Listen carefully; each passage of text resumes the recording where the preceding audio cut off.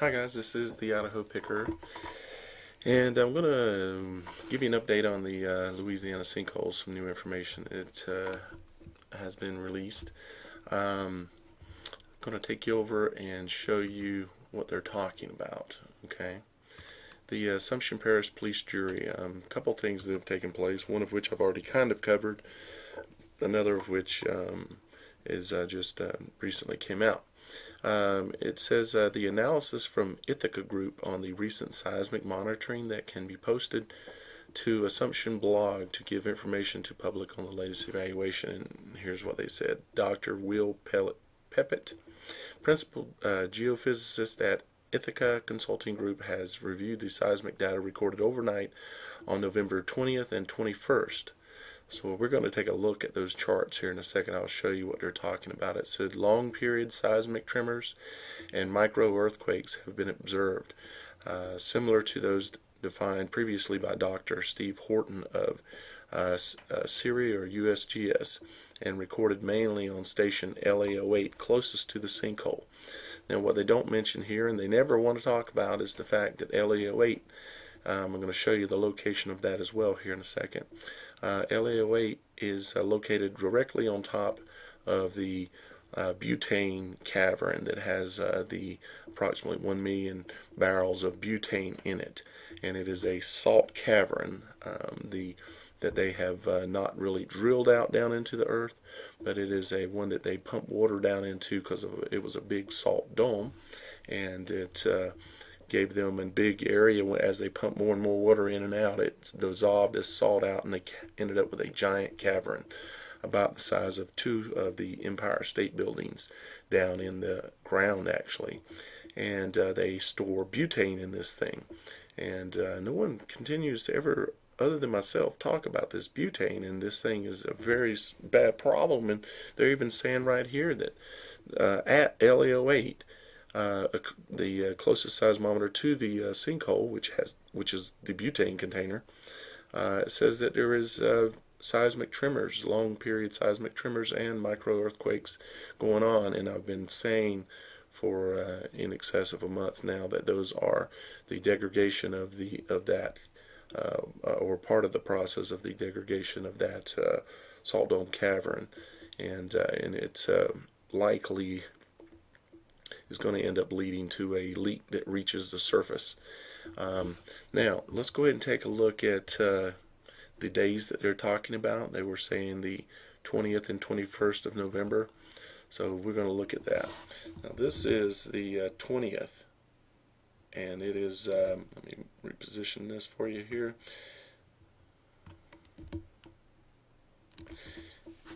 Okay, it is the 20th, and you can see that on the 20th there was a few of the things that they were talking about. The what they're calling the micro tremors, which is this. It's localized tremors specifically to this location. This monitor will be the only one that will likely pick up this tremor, because this tremor took place directly below the seismograph. Okay, these other long wave ones that they're talking about is this right here. These long wave areas here. Okay, and let's go ahead and take a look at that was the morning of the 20th. Let's look at the afternoon of the 20th. Okay, the afternoon of the 20th, you can see a substantial amount of long wave seismic activity here. Okay, or L waves as I've called them before, and you can see also still more micro tremors, a lot of them up and through here. And this type of seismic activity, they're just mentioning it now, but it's been going on for basically since the beginning of when they installed these seismographs, and I started doing videos on them showing that this has been happening. And they're just now, 2 months after I started doing this, just now saying it, actually bringing up the fact that, oh yeah, the seismographs are showing some weird stuff. Now let's go ahead and look at the morning of the 21st. Another very interesting looking chart, as you can see. Everything you can imagine going on, even loss of data. And so these are the charts that they took a look at, and the geologist said that they're seeing things that are not normal.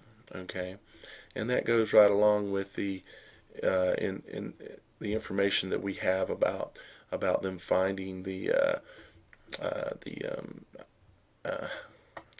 hydrogen sulfide. Sorry, and my brain doesn't work all the time as good as it should. I got too much fluoride in my water. Anyways, you know, them finding that when they were flaring the gas off, what happened was they were flaring it off, and all of a sudden they realized they were flaring off hydrogen sulfide, and they were poisoning the environment. And not to mention that flaring off the methane ain't good for the environment as well, because all energy that does exist continues to exist, just in a different form. And so just because they're flaring it off does not mean that it has no effect on the area. Now, let's go ahead and take a look at, actually, did we get to the afternoon? I think we did, yes.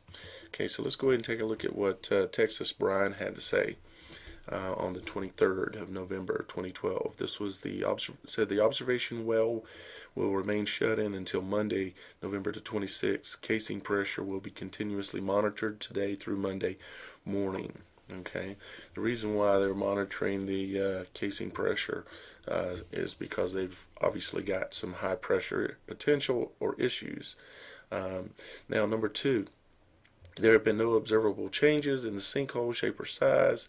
Pretty much saying it's about the same. Okay, and then on number three, the Cap Rock relief well number 2 remains shut in. Texas Brine is preparing work to plan for safely plugging the well.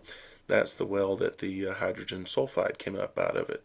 So they are, it's a well that went down into the Cap Rock of this salt dome, or right above this salt dome, and they hit that hydrogen sulfide.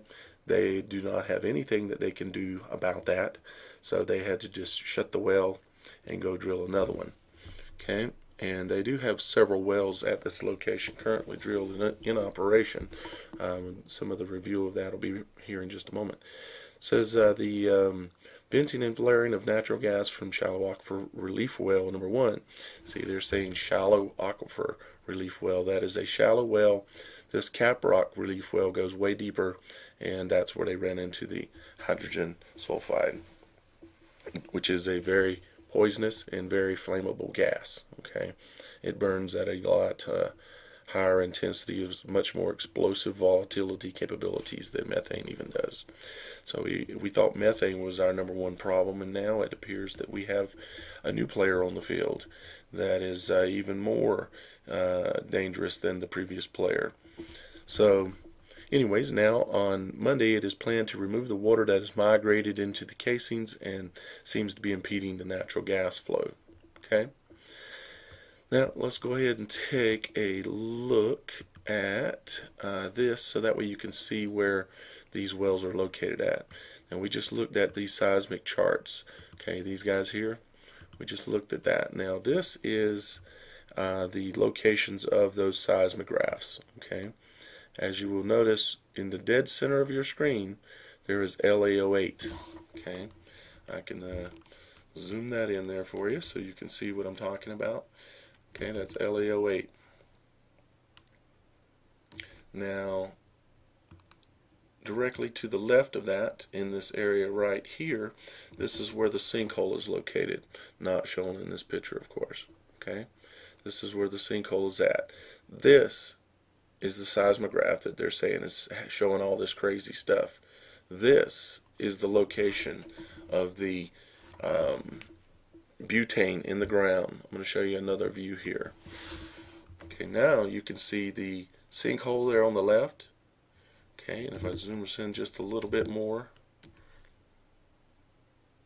okay, you can see right here, and where I'm pointing at is the location of the seismograph. Right here is the location of the container that's under the ground, which is just a salt container with no metal siding that has the 1 million barrels of butane in the ground. Right here there is in excess of 1 million barrels of propane in the ground. Between these 3 locations there is a total here, here, and here of 18 million barrels of gas in this ground. Here is your sinkhole. Here is the seismograph saying that there are things going on under this ground right here where this container is at under there, the size of 2 Empire State Buildings, that there are things acting very strange. Obviously, we got some tremors going on. We got some L wave problems. The L wave problems are likely being caused by a larger problem, which is the destabilization of the Gulf of Mexico, particularly South Louisiana, South Mississippi, Southeast Texas. And that's the destabilization going on due to multiple factors. One, there is a subsidence taking place currently in the southern part of Louisiana and in the Gulf of Mexico. Yet at the same time, there has been a BP oil disaster thing that went along and happened. As you know, the whole story behind that, or at least we hope we know some of the story. That has basically caused the methane in the Gulf of Mexico to become super active because of the holes they punched in the ground out there and then blew it out and made cracks that came all the way to the surface, allowed an exchange of gas, water, oil, all these things that take place and wake up the frozen methane hydrate that is under the Gulf of Mexico, and also comes all the way under the state in various pockets in the state of Louisiana. And all this is taking place to create a disaster that is currently taking place much larger than the Louisiana sinkhole itself. However, we spend a lot of time on the sinkhole due to the fact that we have this butane container, propane container, and another butane container under the ground here, holding in excess of 18 million barrels of gas that, if released, would produce an explosion the size that this earth has never seen before. No nuclear bomb is as large as this explosion would be if this gas was breached in a quick pace that released a lot of gas onto the surface of the earth in a short period of time, meaning a million gallons or barrels, excuse me. That would produce an enormous explosion. There would certainly be many points of ignition that could be found around this oil field and manufacturing facilities that lay all within a mile of this location.